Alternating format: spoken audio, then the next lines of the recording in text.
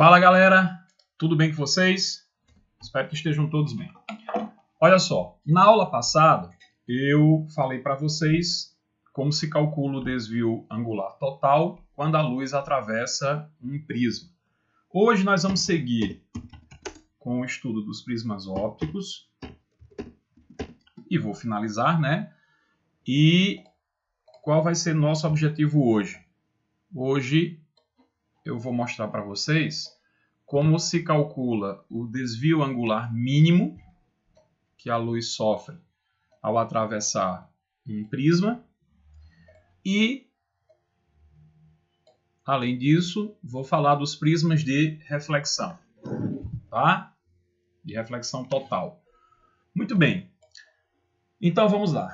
Meu objetivo, então, é mostrar para vocês como se calcula o desvio angular mínimo, tá? Quando a luz atravessa um prisma. Muito bem. Vamos lá. Então, nós temos aqui um prisma. Esse prisma tem um ângulo de abertura aqui, que eu vou chamar de A. Aí, um raio de luz, propagando-se pelo A, atinge o prisma, num determinado ponto. E aí, nesse ponto, a gente traça uma superfície normal. Nesse ponto, a gente traça uma normal. Eis aqui a superfície normal. E como a luz vai passar de um meio, índice de refração maior, para um meio cujo índice é menor, esse raio de luz ele se refrata se aproximando da normal. Só que esse raio ele vai se refratar paralelo à base desse prisma. Então, nós temos aqui um ângulo de incidência. Nós temos aqui um ângulo de incidência que eu vou chamar de θ. E um ângulo de refração que eu vou chamar de alfa. Tá? Tranquilo?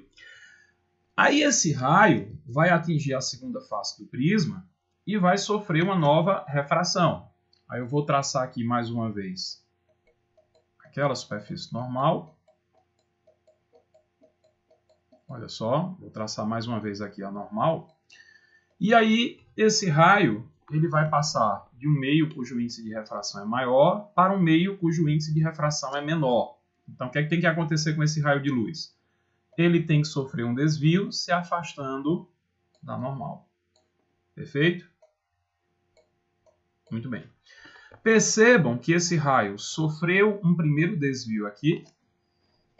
Esse raio de luz sofreu um primeiro desvio nessa primeira face. E aí, esse desvio sofrido na primeira face, eu vou chamar de delta. E ele sofreu um segundo desvio aqui, que é exatamente igual, porque esse raio é paralelo à base. Então, ele vai sofrer um segundo desvio. Então, esse raio sofre um segundo desvio.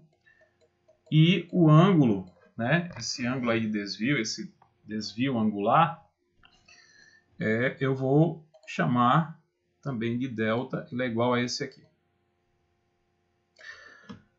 Bom, se vocês observarem, nós temos aqui um triângulo isósceles, então se esse ângulo é alfa, esse ângulo aqui também é alfa, e se esse ângulo é θ, esse ângulo aqui também será θ. Como é que nós podemos calcular o desvio angular mínimo que a luz sofre ao atravessar esse prisma? Como é que nós calculamos esse desvio angular? Lembre-se que se esse ângulo aqui é A, esse ângulo aqui também vai ser A. Beleza? Pronto. Agora vamos trabalhar. Veja só. Primeira coisa. Olha para cá. Vocês aprenderam que ângulos opostos pelo vértice são iguais. Aí você tem esse ângulo aqui que é θ e tem esse ângulo aqui que vai ser delta mais alfa. Então, delta mais alfa é igual a θ. Então, delta vai ser igual a θ menos alfa. Tá? Primeira coisa. Segunda, o ângulo externo de um triângulo é igual à soma dos ângulos internos não adjacentes. Então, vocês concordam comigo que A, que é o ângulo de abertura do prisma, o ângulo de refringência, vai ser igual a alfa mais alfa, ou seja, 2α. Perfeito? A é igual a 2α. Joia? E o desvio mínimo, a mesma coisa. O ângulo externo de um triângulo é igual à soma dos ângulos internos não adjacentes. Então, o desvio angular mínimo que a luz sofre ao atravessar o prisma vai ser igual a 2δ. Mais δ é θ menos alfa. Então, eu vou substituir aqui. Então, o desvio angular mínimo será igual a 2δ. Mas quem é δ? É θ menos alfa. Então, esse desvio mínimo, o desvio angular mínimo,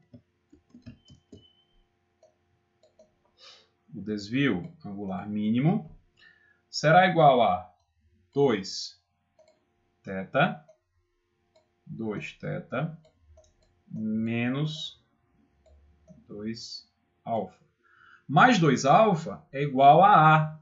Então, isso quer dizer que o desvio angular mínimo que a luz sofre ao atravessar um prisma vai ser igual a 2θ menos 2α, que é igual a A. Então, a partir de agora, meus amores, é assim que nós calculamos o desvio angular mínimo que a luz sofre ao atravessar um prisma.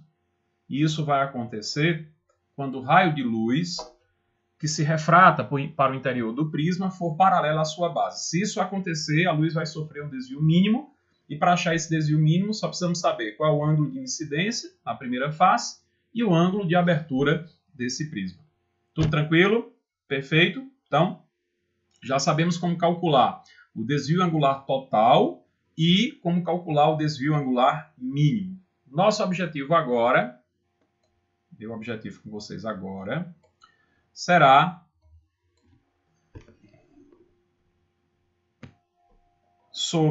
falar para vocês sobre os prismas de reflexão total. Prismas de reflexão total.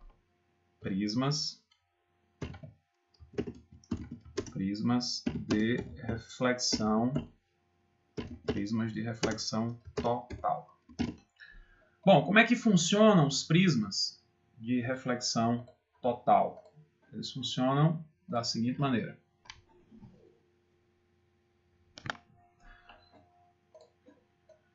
São dois, tá?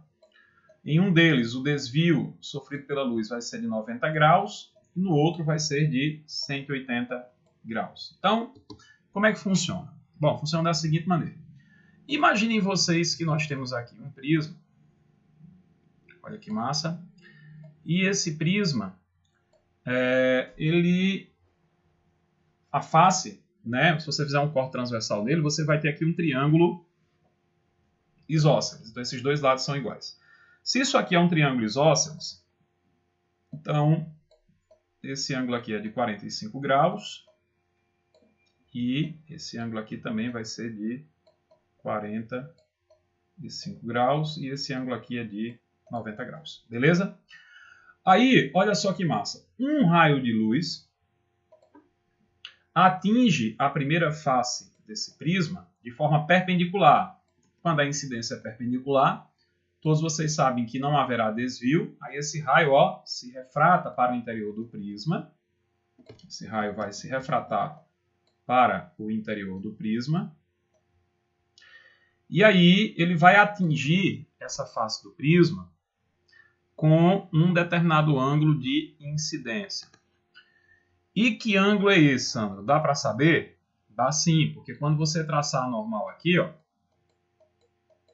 você traçar aqui a superfície normal, Vocês vão concordar comigo que se esse ângulo é 45, esse é 45, então o ângulo de incidência aqui será de também 45 graus. Então o ângulo de incidência vai ser de 45 graus. Bom, o que é que eu quero aqui? Eu quero que esse raio sofra uma reflexão total. E aí, o que é que vai acontecer? Ele vai sofrer uma reflexão total, vai atingir essa face do prisma de forma perpendicular e não vai sofrer desvio. Percebam que essa luz, no final das contas, ela sofreu um desvio de 90 graus. Mas quais são as condições para que isso ocorra? Primeiro, essa luz tem que sofrer uma reflexão total. E para que ocorra reflexão total, duas condições devem ser satisfeitas. Primeiro, a luz deve estar se propagando em um meio cujo índice é maior, como o prisma geralmente é feito de vidro e ele está inserido no ar. Então essa condição já foi verificada. E a outra condição, qual é? É o ângulo de incidência, que eu vou chamar θ, ser maior que o ângulo limite. Então, o ângulo de incidência ser maior que o ângulo limite. Ora, de 0 a 90 graus, o seno é uma função crescente. Então, dizer que θ é maior que L é a mesma coisa que dizer que o seno de θ tem que ser maior que o seno de L. Mas o ângulo aqui é de 45 graus. Então, vai ficar seno de 45 graus. Acompanhe, ó, seno de 45 graus. Seno de 45 graus tem que ser maior do que o seno de L. E o seno do ângulo limite é a razão entre o menor índice de refração, que é o índice de refração do ar, sobre o maior, que vai ser o índice de refração do prisma, que eu vou chamar de NP. Tá certo? Tranquilo? Ora, o seno de 45 é a raiz de 2 sobre 2. Raiz de 2 sobre 2. Raiz de 2 sobre 2. O índice de refração do ar é igual a 1. E aí vamos encontrar o índice de refração do prisma. Multiplicando aqui os meios pelos extremos, vai ficar, ó, NP passa para cá multiplicando, 2 passa para lá multiplicando e raiz de 2 passa para cá dividindo. Então, nós vamos chegar à conclusão que o índice de refração do prisma tem que ser maior que 2 sobre a raiz de 2. Então, o índice de refração desse prisma tem que ser maior que 2 sobre a raiz de 2. Aí, racionalizando, você multiplicando em cima e embaixo pela raiz de 2, raiz de 2 vezes raiz de 2 é 2. Aí tem um 2 aqui em cima, você cancela com isso aqui. Então, a condição aqui, meus amores, é que para ter essa reflexão total, para a luz ser desviada em 90 graus, a condição é que o índice de refração do prisma ele tem que ser maior que a raiz de 2. Como é no limite, vamos colocar maior ou igual, que aí você encontra a situação limite. Então, o índice de refração do prisma tem que ser maior ou igual a raiz de 2. Então, se essa condição for verificada, então esse prisma vai desviar a luz em 90 graus. Só que nós temos também um prisma que faz com que a luz ela sofra um desvio de 180 graus ao atravessar um prisma. E como é que vai ser esse desvio, Sam? Como é que funciona? É só você pensar da seguinte maneira.